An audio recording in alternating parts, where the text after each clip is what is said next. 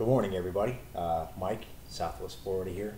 It's another bright sunny day down here in sunny Southwest Florida, just having a cup of Joe with my buddy Pooh Bear.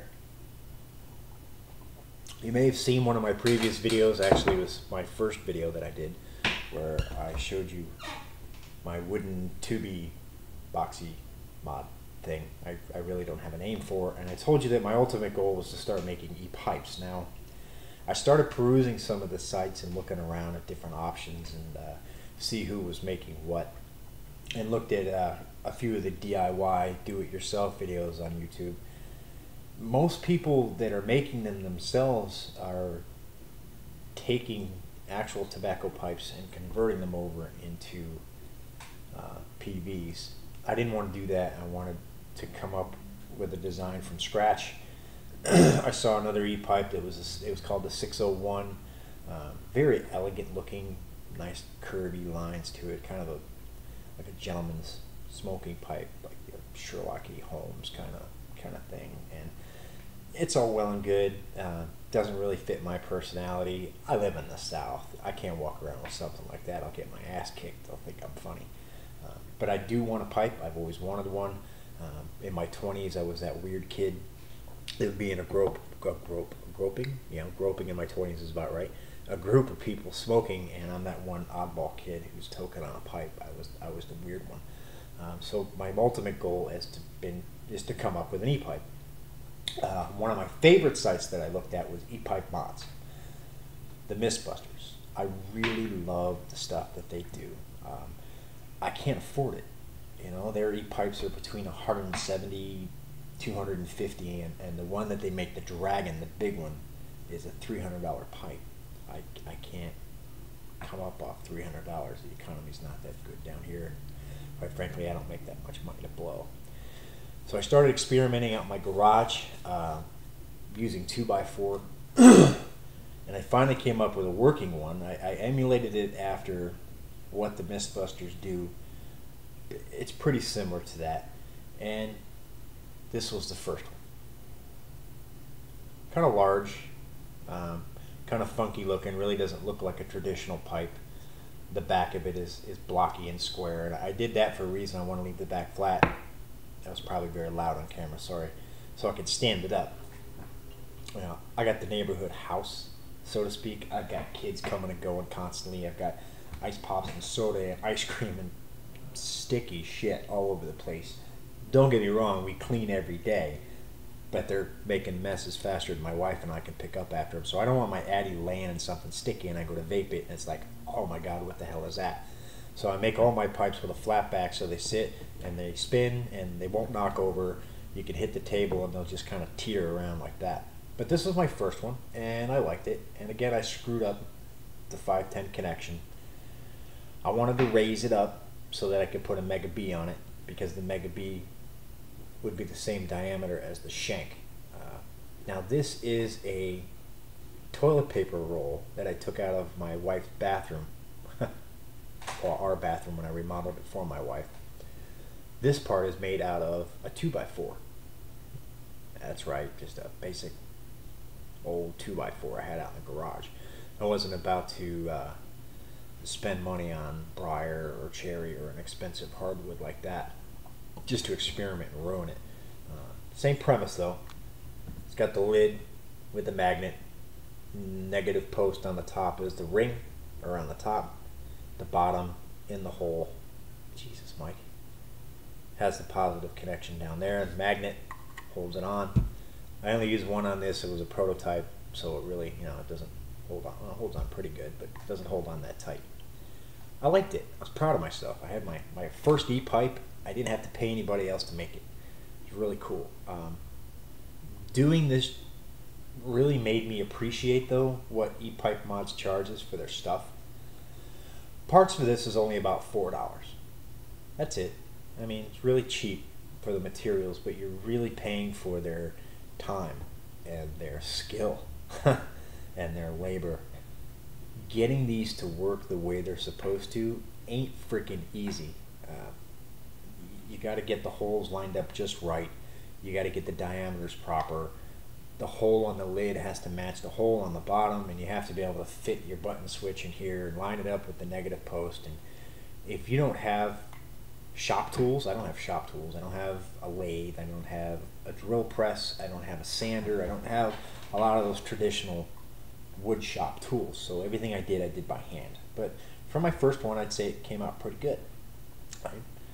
After this one, which is version 20 or so, I came up with that. This one is the one that I've been using every day. I really enjoy using this one. The lines are much nicer. It looks more like a traditional smoking pipe. It's got the magnetic cap. Holds a 18350 battery, 1200 milliamps. It says it's 1200 milliamps. I don't think it is. Maybe it's because I'm using a low resistance. It's not lasting that long. This one's got 2 magnets, and it holds on pretty good with 2 magnets. You know, it's not going anywhere. You know, same deal. There's the lid. Now the switch on this, I don't have bottle cap switches laying around. I kind of had to get creative. I'm looking around my garage for something to use. And I took this off of my kid's tricycle. This is the axle cap off of a kid's tricycle. My daughter's 10. She's into using her Nook and YouTube and Facebook and hanging out with her friends. She doesn't ride a tricycle anymore, so I've been scavenging it for parts. But it worked out perfectly because these axle caps are the perfect diameter to make contact around a 18650 or an 18500, an 18350 battery, or even a 18650 battery, which is going to be my ultimate goal. And my phone is ringing, and you can wait. It just snaps on like that. It's on there.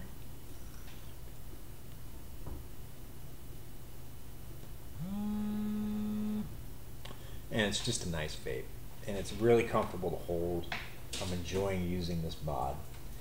Now with this one, I did raise the 510 connection successfully. I mounted it in the body of a cartomizer so that the cartomizer sits long enough into the shank to give it that stability. And it does hold the Mega Bs, which I'm actually using right now on another one to kind of use as a size. I'll show you that in a second. But here it is. This is my second working e-pipe. I'm much more happy with this one. I've already got a couple friends of mine that requested one, and I'll build them one.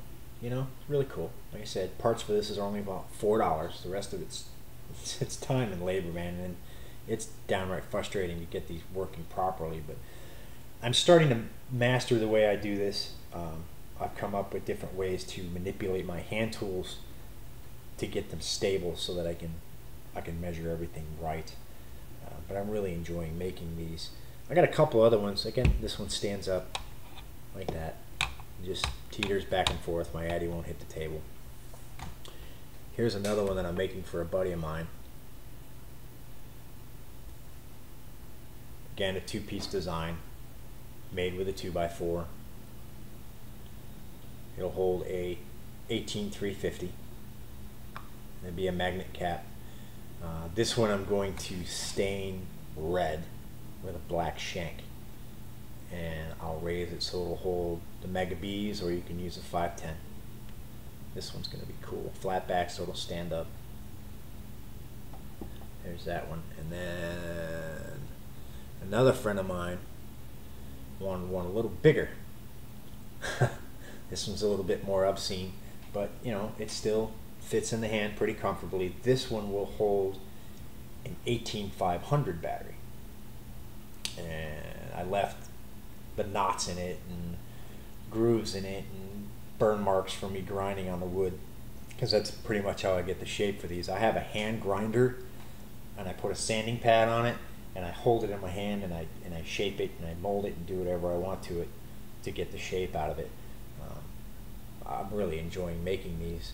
And I have another friend of mine, I might end up making 2 of these because I kind of like it too, who wanted one to hold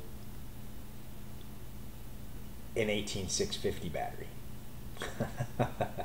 He wanted something large and obscene. That's what she said. With a long shank on it. Boy, there's a lot of those jokes in this in there. Holds the Mega Bs on the end. Battery compartment for an 18650. This one also I'm going to stain like a bright red with a black shank, long black shank. Pardon me. This one's going to be fun. I'm going to have to make one of these for myself so I can sit at the desk and just chill and vape on this. But this is fun. I'm really starting to get into this, and I know I sound like that artsy fartsy guy on BBC, but that's me. I can't help it, man. I'm really enjoying making these pipes. It's been a very long journey and an arduous process to get these to work correctly. But now I'm making e-pipes on my own. I don't have to spend upwards of $200 to $300 for one. I'm happy. I'm really enjoying this, and my friends are going to get a lot of good use out of these. Wow, I'm already over 11 minutes. I just wanted to share these things with you. So y'all have a nice day, and I'll be posting more videos in the future when I get these working properly and staying and looking good. But for now, goodbye.